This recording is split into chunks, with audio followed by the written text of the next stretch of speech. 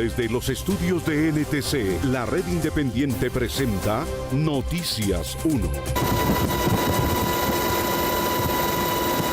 Aquí está. Esta es la imagen del día. Las operaciones aéreas en por lo menos 3 de los 7 departamentos más afectados por los incendios forestales que han consumido 9.036 hectáreas.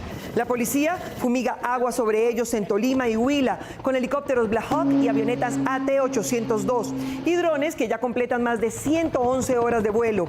La descarga de 188.000 litros de agua. Pero a esta hora, aún 29 focos de fuego son combatidos por ellos y bomberos formales e informales. De esta historia hablaremos hoy. Esta noche en Noticias 1, 40 empresarios le cobran a Canacol las deudas de una empresa de papel que contrató para perforar sus pozos gasíferos en la costa. El papá Pitufo, capo del contrabando en el país, también se reunía con jueces y fiscales. La Fiscalía le atribuye el asesinato del candidato Carlos Pizarro en 1990 al entonces subdirector de protección del DAS. Petro, de viaje en Estados Unidos, es calificado como antisemita por vocera del tema en el Departamento de Estado. ¿Y en qué tal esto? Colombia concentra el mayor número de casos de asbestosis en el mundo por cuenta de los 50 años que tardó en prohibir ese compuesto peligroso.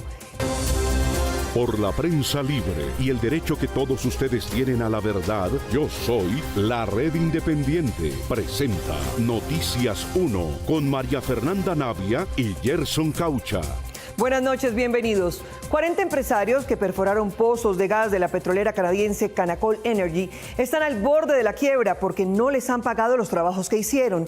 La petrolera descarga su responsabilidad en la empresa intermediaria a través de la cual los contrató. Marta Olaya. María Fernanda, uno de los argumentos de Canacol sobre la forma y las razones para contratar a la empresa intermediaria fue su músculo financiero y también su experiencia, pero sus respuestas contradicen lo que muestran los documentos. Antes les contamos en Noticias 1 sobre unos reclamos de más de 40 empresas de servicios petroleros a Canacol por los trabajos de perforación en 5 pozos suyos contratados por Petropolar, una supuesta petrolera de capital ruso que desapareció debiéndoles cerca de 60.000 millones de pesos.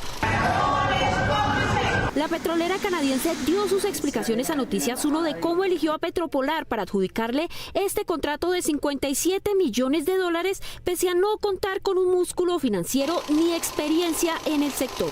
Petropolar presentó soportes de experiencias en modelos de contratación turnkey por valor de $368.925.930 o modelo de integración de servicios en los años 2017, 2018, 2019. Pese a las cuentas y soportes privados que dice haber recibido Canacol, los registros públicos muestran que Petropolar no tenía experiencia entre 2017 y 2019, porque fue creada en 2020 en Colombia desde una empresa de papel en Dubái que no tenía ningún negocio registrado. La propia Petropolar, lo que es Petropolar, la casa matriz, no tenía fondos propios. Como pocas veces sucede en la industria petrolera, cada uno de los 5 pozos exploratorios que Canacol perforó junto con Petropolar resultó probar reservas de gas que hoy explota. Estábamos trabajando con contratos para Petropolar, pero en realidad estábamos haciendo pozos de Canacol. Aunque Petropolar tenía a su cargo la perforación, la empresa de papel ejercía como intermediaria, ya que Canacol tomaba decisiones técnicas y de contratación, como lo evidencian estos correos. Para contratar o subcontratar las empresas de servicios de todo tipo, transporte, cementación, etcétera, etcétera, teníamos que enviar en un formato que proveía Canacol a nosotros, lista de empresas. Las cosas comenzaron a complicarse a mediados de 2022, porque luego de la invasión a Ucrania, Estados Unidos embargó los negocios petroleros de Rusia y en teoría no podría pagarles por lo menos a sus proveedores de Estados Unidos, que podrían enfrentar cargos por terrorismo si recibían fondos de una empresa rusa. Pagaban a empresas americanas como Halliburton por la deuda de Petropolar, de primeros 2 pozos, y pagaron a todas las empresas locales de la región para que no haya problemas. Y el resto de empresas se quedaron sin pago. El resto de las deudas, Canacol se las atribuye a la empresa rusa de papel, que ya dejó de existir. Muchas empresas pueden llegar inclusive a reorganización y hasta a liquidación. La Agencia Nacional de Hidrocarburos, que en teoría regula los contratos petroleros, dice que entre sus funciones no está pronunciarse sobre su ejecución financiera. No está dentro de nuestro objetivo misional hacer seguimiento al cumplimiento de las obligaciones financieras de nuestros contratistas. Consultada a la Autoridad Nacional de Licencias Ambientales por Noticias 1 para corroborar si los pozos perforados en el contrato entre Canacol y Petropolar contaban con las respectivas licencias ambientales, la entidad pidió prórroga hasta octubre próximo para responder. Volvemos con las aventuras de Papá Pitufo, el capo del contrabando en Colombia. Ya les habíamos contado de su íntima relación con los mandos de la policía aduanera. Hoy les contamos de un juez y un fiscal en Pitufilandia. Los tentáculos de la red de contrabando, liderada por Diego Marín, alias Papá Pitufo, no solo llegaban a la policía, también se extendían incluso a funcionarios judiciales.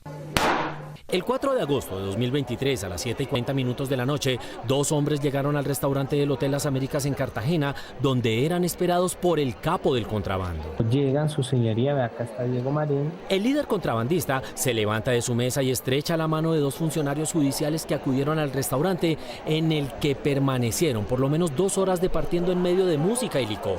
Este que se saluda acá, el que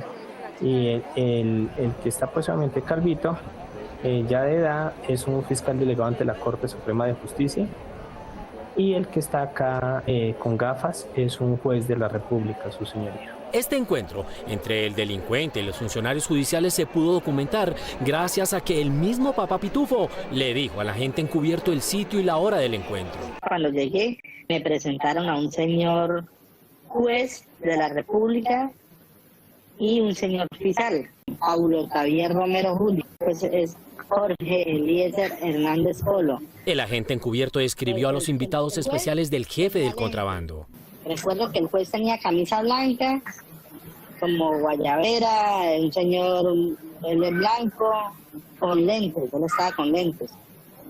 Incluso en un momento, ya lo último, cuando él se iba a despedir, él estaba al costado izquierdo mío. Y el señor fiscal sí estuvo, desde que yo llegué, todo el tiempo era al lado del señor Diego Marín. Paulo Xavier Romero Julio fue promovido a fiscal séptimo delegado ante la Corte por el entonces fiscal general Francisco Barbosa. Y en octubre del año pasado, luego de que se conocieran los audios en los que pedía cuotas burocráticas al concejal de Cartagena, Jorge Alonso Useche, en 2016, regresó como delegado ante los jueces del circuito de Cartagena, cargo que ejerce sin perturbación actualmente. Carlos Pizarro fue asesinado siendo candidato presidencial en abril de 1990 y solo ayer la Fiscalía llamó a juicio a Manuel Antonio González, el entonces jefe de protección del ya extinto DAS, que cambió a sus escoltas para ubicar a 2 que facilitarían el crimen.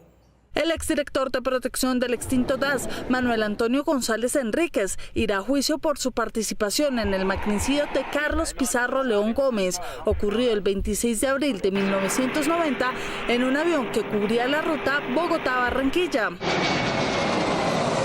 El exoficial tendrá que responder por los delitos de homicidio con fines terroristas, concierto para delinquir y porte ilegal de armas o municiones de uso privativo de las Fuerzas Armadas. Él era el jefe de los esquemas de seguridad del DAS, el cual con los cambios institucionales, una parte quedó en la UNEP y otra parte quedó en la Unidad de Inteligencia. González Enríquez deberá seguir privado de la libertad en su lugar de residencia, donde ha permanecido desde mayo de este año, tras ser vinculado a la investigación por el asesinato de Pizarro. Lo que se dice es que justo en el momento se había llegado a una negociación de cómo debería funcionar el esquema de paz, y la determinación que él hizo fue rotar el esquema de seguridad a conveniencia. En la resolución, la Fiscalía explicó que también tomó esta decisión porque el exoficial se ganó la confianza con la comandancia del M-19, pues visitó el campamento 3 veces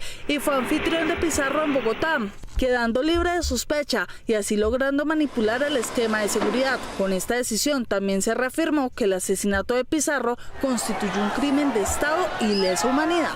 La delegada especial para combatir el antisemitismo en el Departamento de Estado trinó hoy en la red X llamando antisemita al presidente Petro por sus trinos sobre Palestina. Miguel Ángel. María Fernanda, él respondió negándola y luego posteó sus fotografías con líderes palestinos de Estados Unidos y el martes hablará en la ONU seguramente sobre el mismo tema.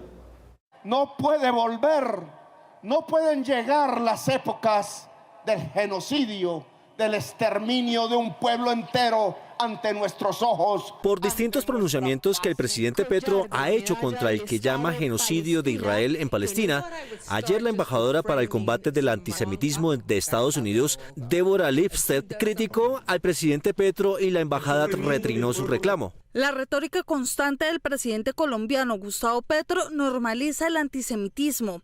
No podemos aceptarlo, no podemos tolerarlo. Debemos condenar estas narrativas dañinas. Petro, que ya se encuentra en Estados Unidos para participar en la Asamblea de la ONU, le contestó a través de su cuenta de X a la diplomática, comparando lo que sucede en Palestina con el genocidio nazi en la Segunda Guerra Mundial. Yo no soy antisemita, no confunda y respete. No soy antijudío.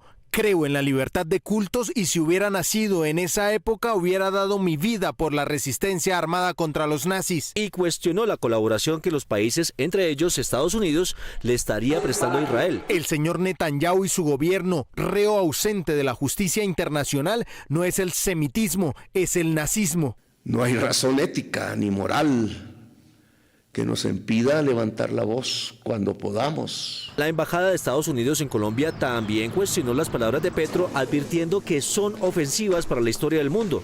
Comparar cualquier acción actual, particularmente de Israel, con la aniquilación sistemática de los campos de exterminio nazi es profundamente ofensivo. El presidente Petro, que llegó ayer a Estados Unidos, se reunió con la comunidad palestina en ese país. El próximo martes intervendrá ante la Asamblea de la ONU, en donde hablará sobre la crisis del cambio climático, la política antidrogas y el conflicto en Palestina. Los integrantes del grupo Comuneros del Sur, que en su momento fueron el ELN en Nariño, anunciaron hoy su voluntad de entregar las armas al final del proceso, que inician con un cese al fuego. Y con relación al grupo de Márquez, el jefe negociador dijo que sin él en la mesa será muy difícil concretar algo.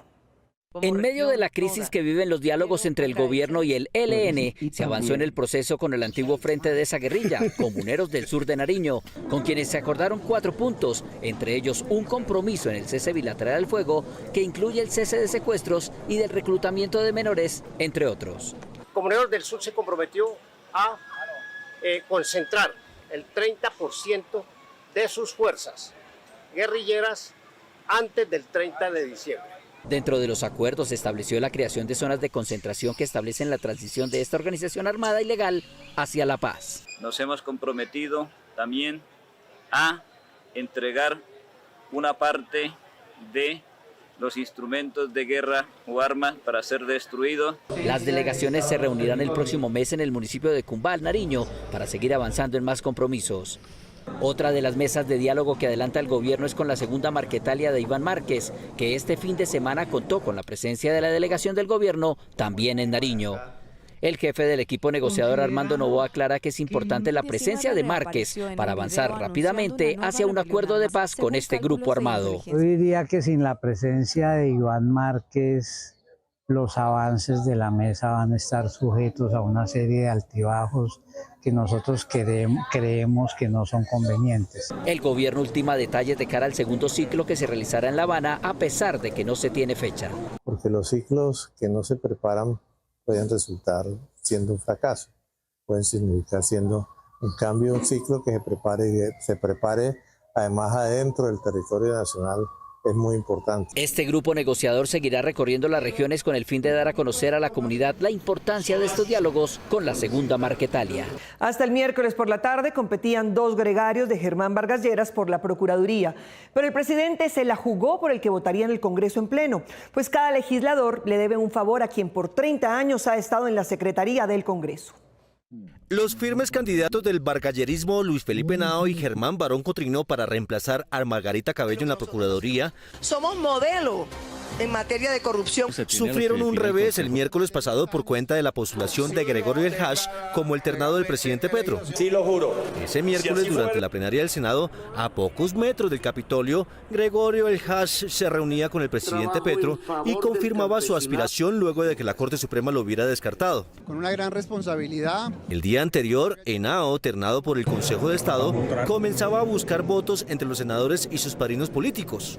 Yo hablé con el doctor Henao, también con el doctor Barón, como también hablaré con el candidato que proponga el presidente, y ellos lo que me dijeron es que están trabajando, hablando con los congresistas. Germán Barón, todos son personas conocidas en el Congreso con las que podemos conversar.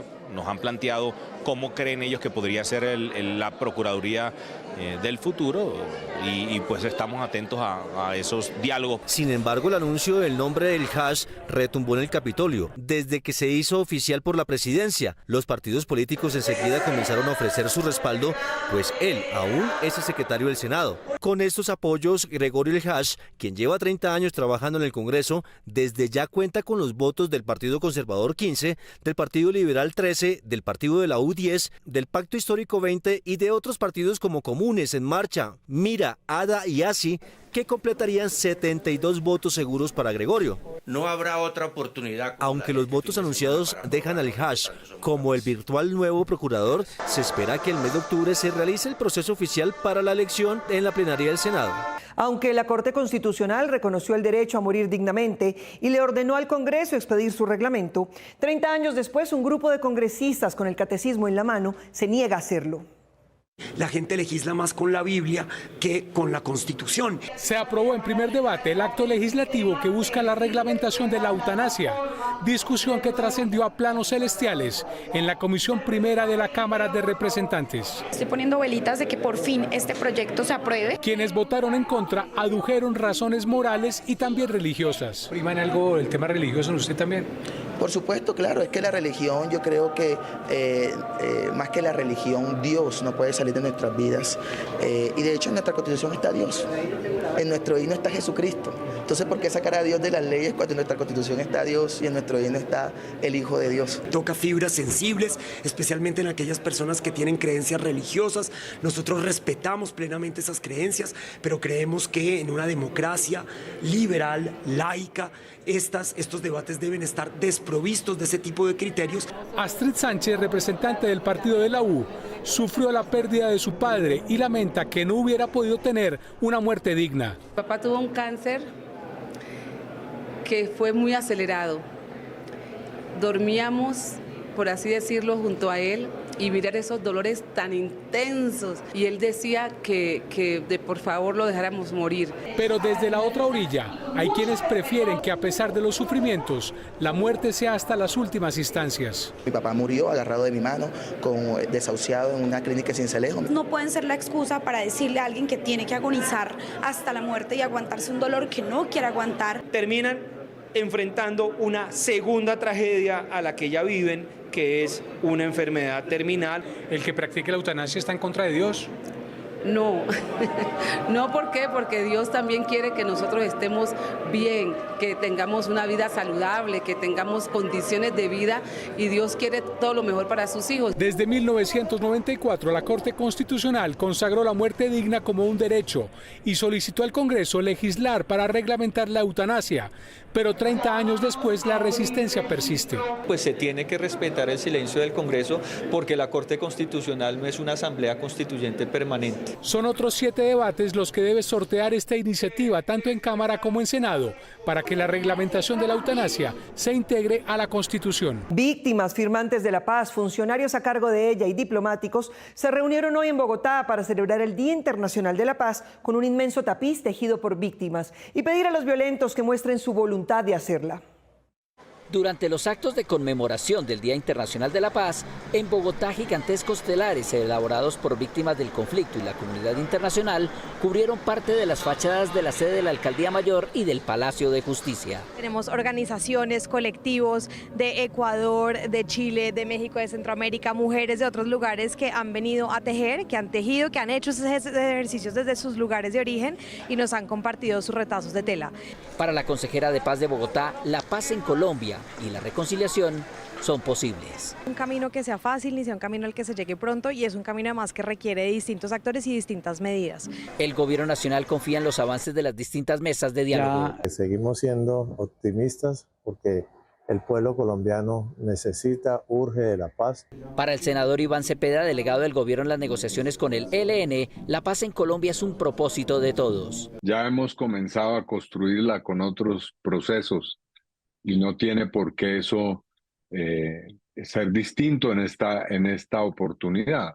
La organización internacional destacó los avances en la construcción de esa cultura de paz en Colombia, en la que, según ellos, el diálogo se prioriza como forma de resolver los conflictos. La misión de verificación de las Naciones Unidas en Colombia seguirá acompañando a los colombianos y a las colombianas en el camino de construcción de la paz. El Papa Francisco se unió a los mensajes de esperanza. La paz es el objetivo y que una paz duradera solo puede ser una paz sin armas.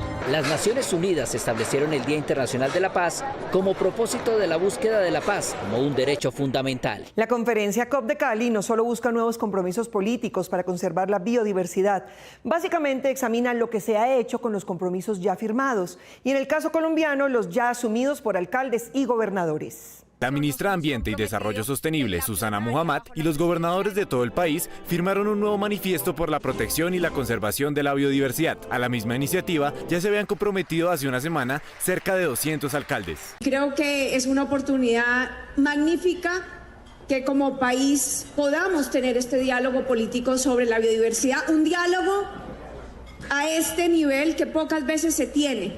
Estamos utilizando la oportunidad de la COP para hacer una reflexión colectiva, nacional y regional. Uno de los compromisos pactados entre el gobierno nacional y los mandatarios locales y regionales es trabajar conjuntamente para la implementación del Plan de Acción de Biodiversidad, que es la política pública que surgió de los consensos alcanzados en las anteriores COP.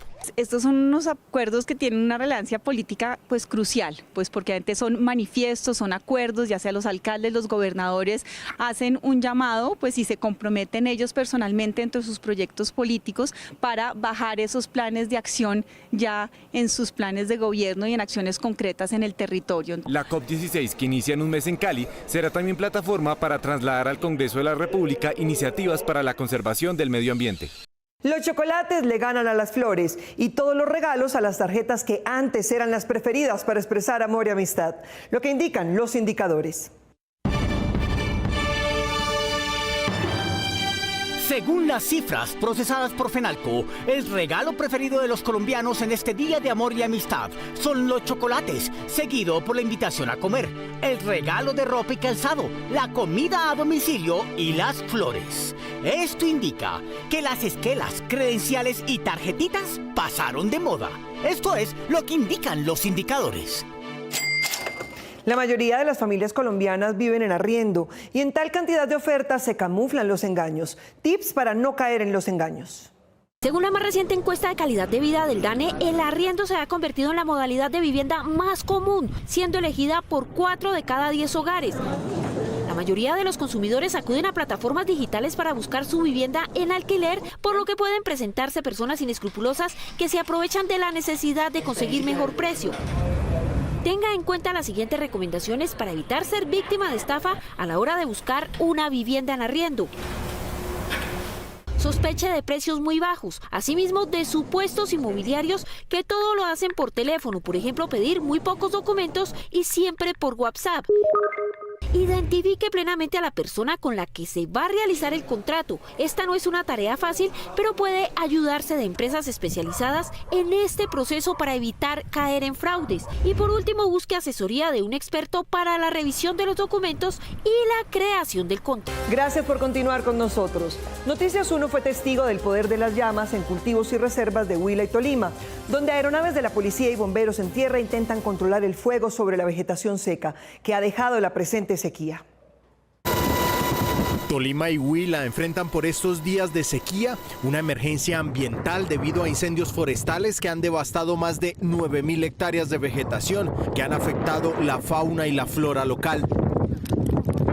La Unidad Nacional para la Gestión del Riesgo de Desastres asegura que el 83% de sus operaciones de aspersión aéreas han sido desplegadas en Natagaima en Tolima y Aipe en Huila.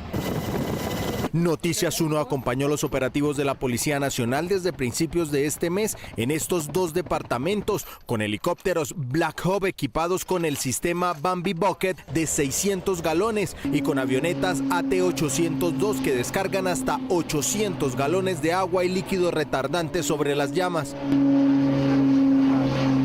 Hasta ayer, estos helicópteros habían hecho 299 descargas, unos 187.700 galones de agua. En cualquier momento, por las condiciones tan cambiantes meteorológicas como lo son temperatura y ráfagas de viento, nos obliga a los helicópteros a cancelar, ya que se torna más difícil el procedimiento operacional. Esta mañana 30 incendios permanecían activos en el país, 13 de ellos en Tolima. En Natagaima, las llamas han arrasado varias hectáreas rurales, destruyendo cultivos, afectando resguardos indígenas y dañando un acueducto rural, más fauna y flora nativa. Las concentraciones y las conflagraciones es una gran extensión. Lo mismo, las ráfagas de viento, las temperaturas han incrementado considerablemente la extensión de este daño ambiental. Mientras que desde tierra, bomberos, brigadistas y personal técnico de forma manual extinguen pequeños focos activos.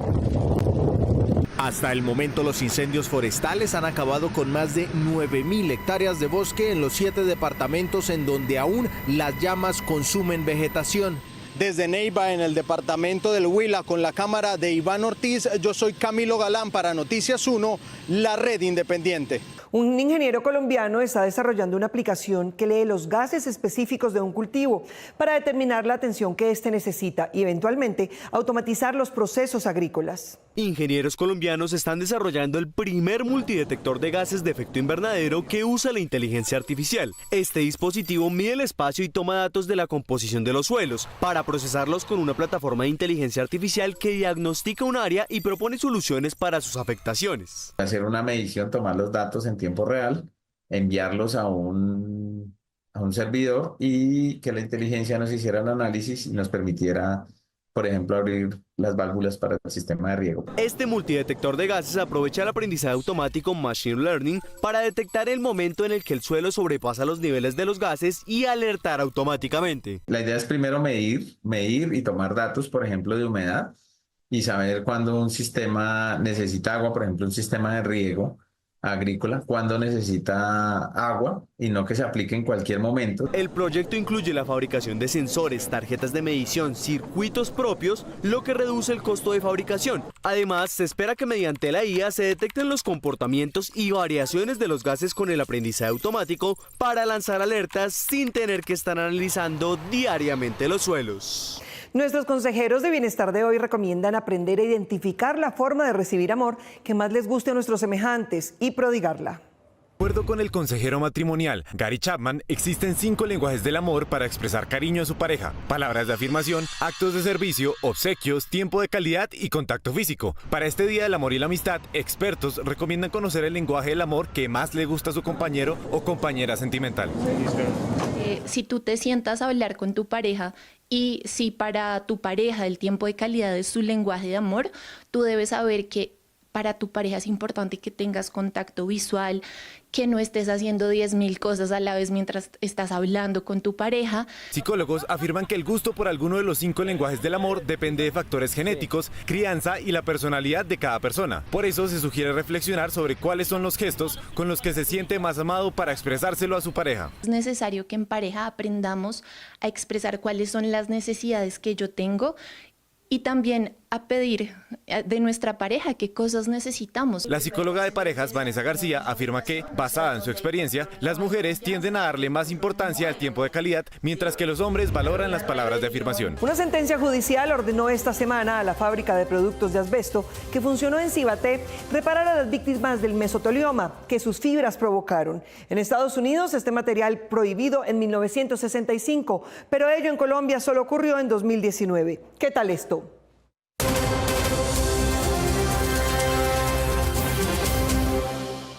¿Por qué no hicieron nada al respecto para evitar que la gente enfermara y muriera de esto? Cibaté, Cundinamarca, que fue sede de la mayor fábrica de objetos de asbesto, hoy es la capital global de la obstrucción pulmonar, que esa fibra mineral ocasiona, el mesotelioma y la asbestosis. Cibaté es un clúster de mesotelioma, el clúster mayor, digamos que mayor concentración de asbesto tiene en el mundo. En 1942, Eternity inició la operación de una planta de producción de tejas y tanques de almacenamiento de agua, y sus residuos fueron destinados a aplanamientos y rellenos que aún están en el subsuelo a 30 centímetros o 1 metro de profundidad. Que más de 1.000 personas mueren anualmente debido a estas enfermedades.